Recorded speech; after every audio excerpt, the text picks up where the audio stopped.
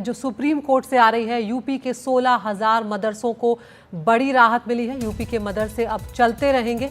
Supreme court ने मदरसों को संवैधानिक करार दिया है। जो मदरसा अधिनियम है यूपी का, उसे सुप्रीम कोर्ट ने संवैधानिक करार दिया है। 17 लाख छात्रों का भविष्य कहीं ना कहीं इस फैसले से जुड़ा हुआ था और उनके भविष्य का ये फैसला हुआ है। सुप्रीम कोर्ट ने कहा है कि यूपी के मदरसे जो हैं वो चलते रहेंगे। इलाहाबाद हाई कोर्ट का फैसला सुप्रीम कोर्ट ने रद्द कर दिया है। यूपी मदरसा शिक्षा एक्ट 2004 को असंवैधानिक घोषित कर दिया था। इलाहाबाद हाई कोर्ट ने उस फैसले को सुप्रीम कोर्ट ने रद्द किया और अब ये साफ हो गया है कि यूपी के जो मदरसे हैं वो चलते रहेंगे। अगर यूपी के मदरसों में पढ़ने वाले छात्रों की बात करें तो 17 लाख छात्र उत्तर प्रदेश के मदरसों में पढ़ रहे थे और उनका भविष्य इससे जुड़ा हुआ था कहीं ना कहीं। तो बड़ी राहत यहाँ पर उन्हें मिली है।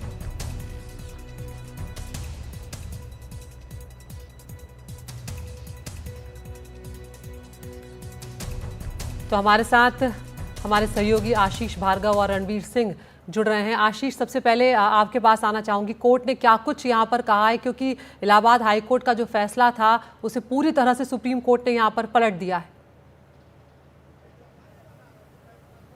जी बिल्कुल, देखिए सुप्रीम कोर्ट ने सीधे तौर पर एक बड़ी राहत दी है और कहा है कि देश में धर्मनिरपेक्षता का मतलब, जैसे वो सुनवाई के दौरान भी कह रहे थे कि सभी सभ्यताओं सभी धर्म का मिश्रण हमारा देश है। लोकाचार को समझना चाहिए। हर धर्म के अपने संस्थान हैं। तो ऐसे में एनसीपीसीआर पर ये सवाल उठाया था कि आखिरकार क्यों सिर्फ मदरसों को उसने निशाना बनाया है। तो यहाँ पर सुप्रीम कोर्ट ने साफ कर दिया है कि मदरसा एक्ट जो है 2004 का वो संवैधानिक है। यानी मदरसे यूपी के करीब 16,000 वो चलते रहेंगे। उनमें करीब जो 17 लाख छात्र हैं वो भी इसमें पढ़ते रहेंगे। सुप्रीम कोर्ट ने कहा है कि जो इनका जो मेन मकसद जो है अल्पसंख्यकों की शिक्षा के अधिकार को बरकरार रखना है और ये किसी भी तरीके से मदरसा एक्ट जो है वो मदरसों के दिन प्रतिदिन के कामकाज में दखल नहीं देता और सरकार का ये दायित्व है कि क्वालिटी की शिक्षा जो इन बच्चों को मिले जो मदरसों में पढ़ते हैं। इसके लिए उसे अपना दायित्व पूरा करना चाहिए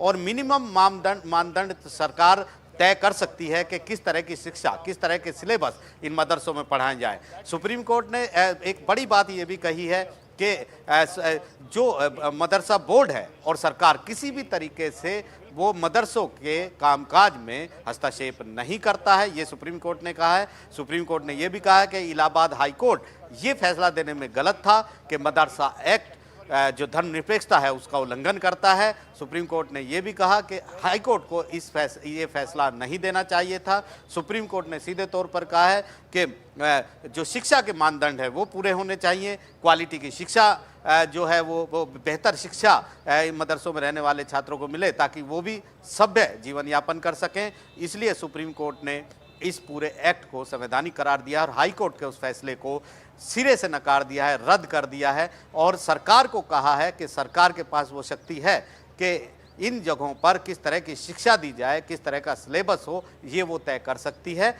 और ये माना है कि सरकार और मदरसा बोर्ड जो हैं वो मदरसों के दिन प्रतिदिन के जो कामकाज हैं उसमें किसी भी तरह से इंटरफेयर नहीं करते हैं, दखल नहीं देते हैं। तो एक बहुत बड़ा फैसला सुप्रीम कोर्ट की 3 जजों से का यहाँ पर आया है। चीफ जस्टिस डीवाई चंद्रचूड़ इस बेंच की अगुवाई कर रहे हैं और उन्होंने और जस्टिस जेबी पारदीवाला ने सुनवाई के दौरान भी बड़े सवाल उठाए थे कि हमारे देश में ये समझना चाहिए कि धर्मनिरपेक्षता का जो लोकाचार है उसको समझना चाहिए। हमारे देश में सिर्फ मदरसे नहीं हैं जो एक धर्म के लोग चलाते हैं, हमारे देश में मोनेस्ट्री हैं।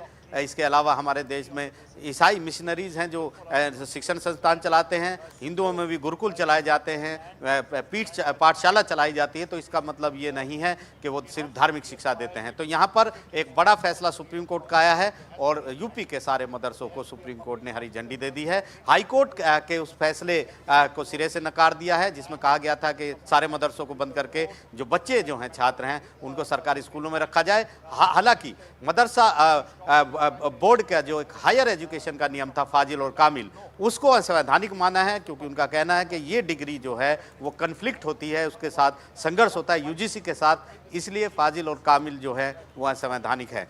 रणवीर ज़्यादा इस बारे में बता पाएंगे। जी बिल्कुल, रणवीर भी हमारे साथ बने हुए हैं। रणवीर, यहाँ पर यूपी सरकार की जो दलील थी उसमें भी ये बात कही गई थी कि एक्ट को पूरी तरह से रद्द करने के पक्ष में सरकार नहीं थी और कहा था कि कुछ हिस्से जो हैं उनकी समीक्षा की जा सकती है, पूरे एक्ट को खारिज कर देना सही नहीं होगा। और यहाँ पर सुप्रीम कोर्ट ने उस बात को भी कहीं ना कहीं कंसिडर किया है। देखिए, ये पूरा मामला क्या है, ज़रा शॉर्ट में बैकग्राउंड बता देता हूँ। उत्तर प्रदेश में साल 2004 में मदरसा एक्ट बना। उस मदरसा एक्ट के ज़रिए जितने भी मदरसे हैं वो राज्य सरकार के नियमों के अधीन होंगे, ये तय हुआ था। उत्तर प्रदेश में कुल 24,000 के आसपास मदरसे हैं, जिनमें लगभग 8,000 मदरसे ऐसे हैं जो रजिस्टर्ड नहीं हैं, तो उनको गिनती से हटा देते हैं। अब बचे 16,500 मदरसे जो रजिस्टर्ड हैं और जो सरकारी नियम कायदे कानून से चलते हैं। इनमें 560 मदरसे ऐसे हैं जो उत्तर प्रदेश राज्य सरकार के फंड से चलते हैं, यानी कि उसका जो भी खर्च आता है वो राज्य सरकार वहन करती है, और बाकी बचे 16,000।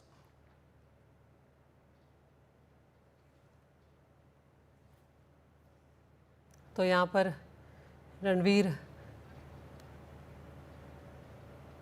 बात पूरी करें। तो उन्होंने ये कहा कि जो हमारी दलील है वो ये है कि हम 1908 से, यानी आज से 116 साल से मदरसे चला रहे हैं। 16,500 मदरसे हैं, 17 लाख छात्र हैं, 10,000 शिक्षक हैं। ये छात्र अगर एडजस्ट भी कर देंगे तो उनको हम दीनी तालीम कैसे देंगे? और हम तो पहले ही राज्य सरकार के उस आदेश का अनुपालन कर रहे हैं, जिस आदेश में राज्य सरकार ने कहा था कि हम दीनी तालीम के साथ साथ साइंस, कंप्यूटर, इंग्लिश, मैथ्स, ये सारी चीज़ें भी पढ़ाएंगे। तो वो नियम मान रहे थे। उत्तर प्रदेश के अल्पसंख्यक कल्याण मंत्री ओम प्रकाश राजभर हैं, जो कैबिनेट मंत्री हैं, उनसे भी मैंने बात करी। उन्होंने कहा हम नहीं चाहते थे कि मदरसे बंद हो, और इसी वजह से हमने ये कहा था कि हाईकोर्ट का जो फैसला है उसमें बंद करने का फैसला गलत है। हम चाहते हैं मदरसों का संचालन उत्तर प्रदेश सरकार के जो नियमावली है उसके तहत हो। अब फाजिल और कामिल की बात है।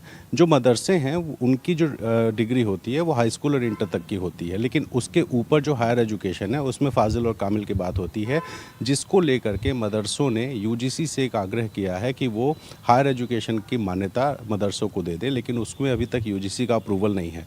मदरसों ने सुप्रीम कोर्ट से आग्रह किया कि फाजिल और कामिल को लेकर के जो अनुमति है वो सुप्रीम कोर्ट दे दे, लेकिन सुप्रीम कोर्ट ने इसको ये कहते हुए खारिज किया है कि चूंकि ये विशेषाधिकार यूजीसी का है और यूजीसी तय करेगा कि मदरसों में फाजिल और कामिल की जो डिग्री है उसको इक्विवेलेंट जो हायर एजुकेशन होता है, ग्रेजुएशन या पोस्ट ग्रेजुएशन, उसके तहत माना जाए या फिर ना माना जाए। इससे पहले आप देखिए कि प्रधानमंत्री बनने के बाद नरेंद्र मोदी ने कहा था कि हम मदरसों में एक हाथ में कुरान और एक हाथ में कंप्यूटर देना चाहते हैं। पीएम के इसी संबोधन के बाद राज्य सरकार, जो कि उत्तर प्रदेश में 2017 में बीजेपी की सरकार आई थी, तब ये तय हुआ था कि मदरसों में न सिर्फ इस्लामिक शिक्षा दी जाए, जो इस्लामिक धर्म शिक्षा है, यानी धार्मिक शिक्षा से इतर भी मॉडर्न एजुकेशन रखा जाए, और इसीलिए मॉडर्नाइजेशन का काम लगातार चल रहा था। और इस मॉडर्नाइजेशन के काम के तहत उत्तर प्रदेश सरकार ने साल 2018 में एक सिलेबस बनाया था, और इस सिलेबस के तहत ये कहा था कि इस्लामिक शिक्षा भी होगी और साथ साथ जो नॉर्मल जो बच्चे पढ़ाई करते हैं, मैथ, साइंस, कंप्यूटर, इसकी भी पढ़ाई मदरसों में कराई जाएगी, और इसको लेकर के लगातार जाँच चल रही थी। इसी साल की शुरुआत में मदरसों को लेकर के एक जांच भी बैठी थी कि कितने मदरसे रजिस्टर्ड हैं, कितने मदरसे रजिस्टर्ड नहीं हैं, और जो मदरसे हैं उनकी फ़ंडिंग वगैरह कहाँ से हो रही है। तो ये एक अलग मसला था कि फ़ंडिंग कहाँ से हो रही है। ये राज्य सरकार ने एसआईटी बनाई थी और ज़िला स्तर पर जांच की थी।